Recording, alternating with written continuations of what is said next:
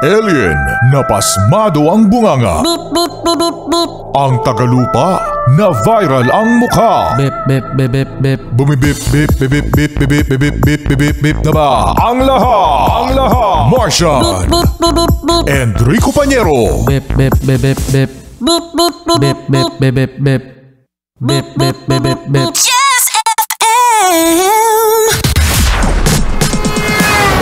Beep, beep, beep, beep, beep. Umaga, mga yes friend. Ito na ang 101.1 Yes FM Balitang Resupply boat ng Pilipinas nawasak matapos bombahin ng tubig ng China. Ha? Hindi ko pa niya, pigilan mo ako. Susugurin ko yan. Wala namang pumipigil sa'yo eh. Hindi, sige, pigilan mo ako. Pigilan mo ako, hindi ko pa niya. Tapang ni Marcia. Wala nga pumipigil sa'yo. Sige na. Pigilan mo nga ako eh.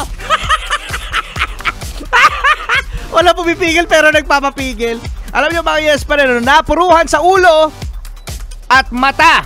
Yan, at napilay pa ang tatlong tauhan ng Philippine Navy na sakay ng resupply boat na binomba ng water cannon ng China sa Ayungin Shoal.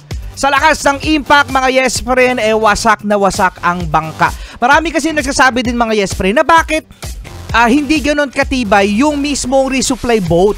Yung para bang ano ba, di ko alam din mga yes friend na ako rin naman feeling ko lang na mga nanonood ng balita, nanonood ng mga videos na bakit ganon ka-fragile yung pinapadala nating mga barko. Tayo ba yung nagpapaawa, di ba? Oo nga. Marami naman tayo dyang mga malalaking mga barko. Marami naman tayo dyang mga metal na mga barko.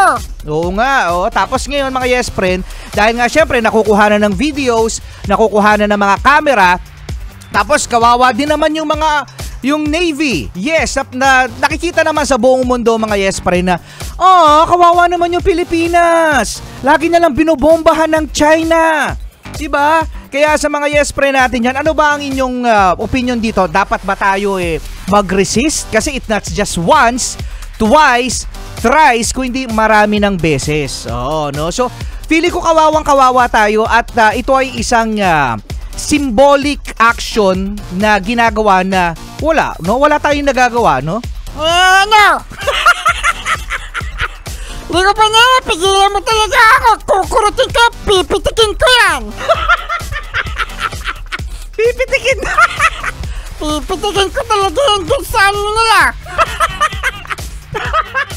Oo, no? So, ngayon mga yes friend, ano ba, magdasal na lang ba tayo? Mag-awak-awak na ba tayo ng kamay at mag-ama namin, every time na merong nangyayari ganito. Kasi, again mga yes friend, kawawa yung Philippine Navy at kawawa ang Pilipinas, no? At ano ba sinasabi na lang natin na, tingnan nyo yung ginagawa sa amin ng ng China. Wow, ang mature ha? Tingnan nyo po, yung ginagawa po ng China sa amin. Mama, Mama, inaway ako ng China,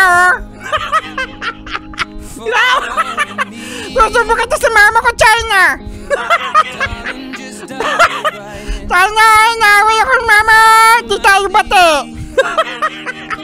Di tayo bati, China.